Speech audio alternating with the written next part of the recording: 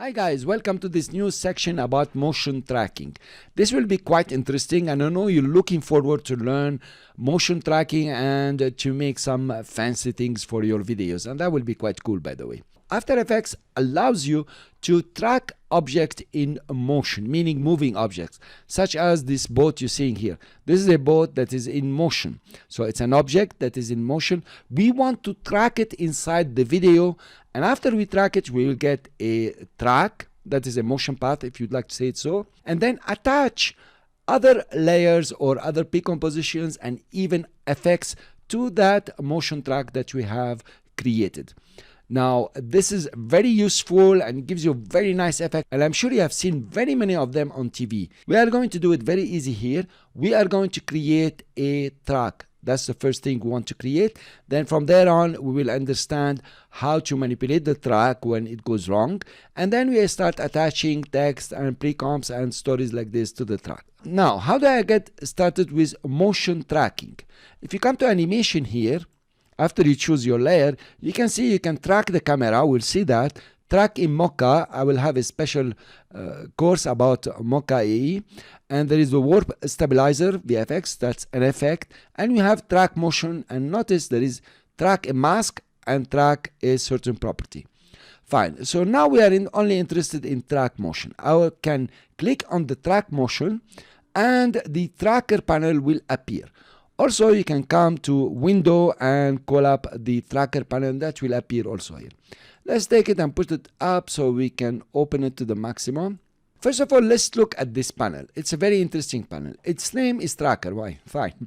What you can do here, you have 4 main options, but 2 of them here are only effects. Track camera and warp stabilizer are just effects. If I enable this one by clicking on it, you notice it's starting to work something and it's just an effect. You can enable it and disable it. I will delete it. Okay. Warp stabilizer is the same, is an effect, and you start analyzing in the background, analyzing your video. So you can put it on and off. Okay. So we have seen these 2 that are effects. We will study them in this section. What we want to focus on now is track motion. So I will click on track motion. It created a current track called tracker 1. This is a track like a motion path, okay? And the motion source is the video itself. Cool. The track type is transform. This is the default, but also you can have stabilize, parallel corner, and perspective corner pin. And this one we are going to work on all of them except row, of course. So sometimes the transform disappear and you will get row. Please get it back to transform. Now we can track position, rotation, and scale. And also we can have a target. So after the tracking is done, we can attach a target here. As you can see, there is no targets yet. We can attach a layer, we can attach an effect with a point control, and that's pretty interesting. Let's cancel here. Let's have a closer look at the track point. I will just zoom in. So you notice that all of this is the track point. It has the big square, which is the search region. That's the search region outside. This is where it's gonna search to find the small square, where to place the small square, which is the feature region. And within the feature region, it will put a feature center. That will be a keyframe now called feature center. Now, this small cross here is not the center, it is the attach point. It is to this point you are going to attach other layers, effects, or whatever you want to attach here, maybe text also. So after effects, we'll look in the big square, which is the search region. So it's going to search around here all over to determine where to position the small square, which is the feature region. And within the feature region, it's going to create a keyframe. And this will be the feature center. And the small cross here is not the center. This is the attach point. This is the point on which you will attach other layers and other effects or whatever you want. You can move the attach point anywhere you want. It will not affect how the track is working, and you can move it later on also, and you can give it some offset to attach other layers. So let's zoom out again and we go to our main here. So we want to move our track point to the region we want to track. But make sure that the area you want to track has high contrast with the other objects around.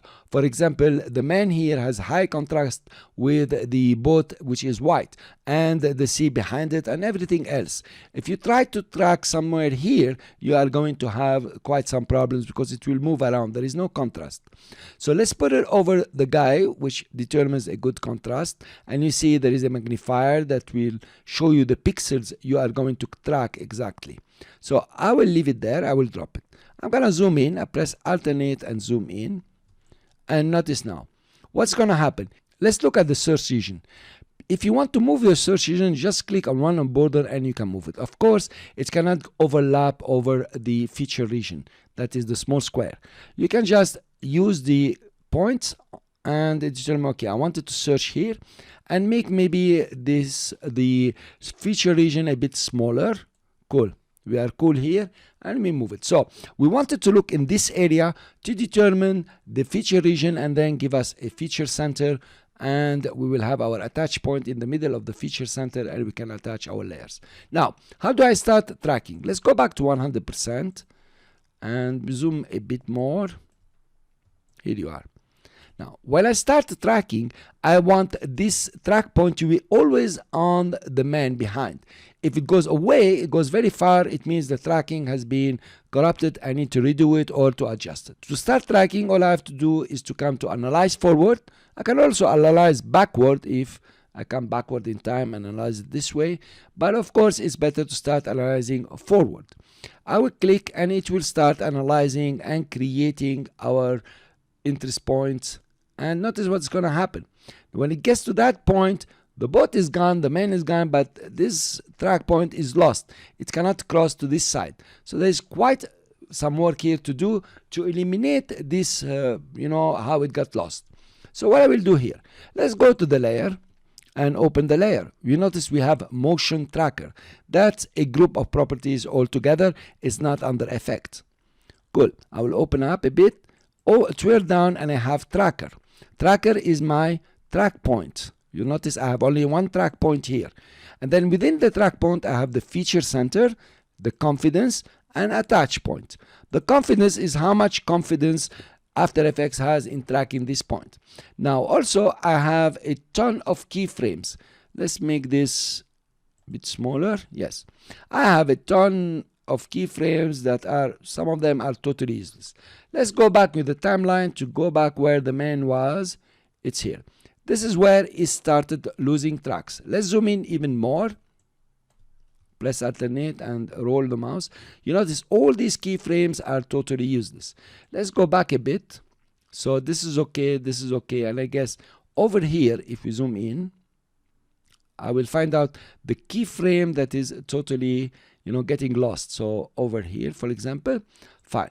I will select all these keyframes till the end and just delete them. So when I delete them, what's happening exactly? There is nothing happening. Notice that some keyframes here have been jumping. I can come and adjust them. If I go backward a bit, cool, and then I can come and adjust this keyframe here and the other one if I like to. That's cool. Let's go to the last keyframe. Come back. Okay, so that's the last keyframe. Maybe the one before it pressed J. No, it's okay.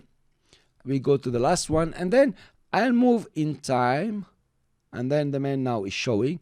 I will hold the track point, click on it, and just move it above the new area that I want to track. Actually, it's not the new area, but a continuation. Notice there is a motion path here. Then I'll zoom out, come back here, and say track again. So now it's continue tracking. I press spacebar to stop, come back, and notice what's going to happen at the end of the movie now. If I continue analyzing, the guy is going, but it's still giving me so many keyframes that are totally useless. I will go back. So from here, the guys disappear. Okay, fine. I will come to my timeline here. I try to zoom out a bit. And I'll take all these keyframes. I don't need them. I will just delete them. And maybe the last one also I will delete. No, that's okay. Now, I want the track point to come out. But I cannot drag it. If I drag it, it doesn't come out at all. So I'll move a bit in time. let's say over here, and instead of moving it, I'm gonna use the feature center here to move it. I will press U to see only the keyframes, and I have the feature center. I can just move it in value. Now notice something interesting. When you move the feature center, the attach point is also moving. Okay, and that makes a lot of sense. But if you move the attach point, the feature center doesn't move. And also it makes a lot of sense. You might want to attach it, over here. So you'll move the attach point over here, and the feature center will not be moving.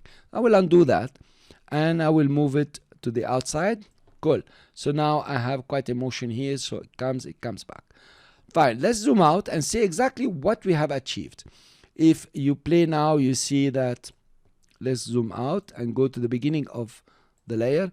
You notice that very nicely the track point is going over the man that is moving, and then it jumps over here. Cool. And then it comes out. That's very beautiful. Now, what are we gonna do with all these keyframes, and how are we gonna use them? This is what we will be covering in the next lecture, and attaching some text, some other composition, or whatever you want to the attach point. I'll see you then.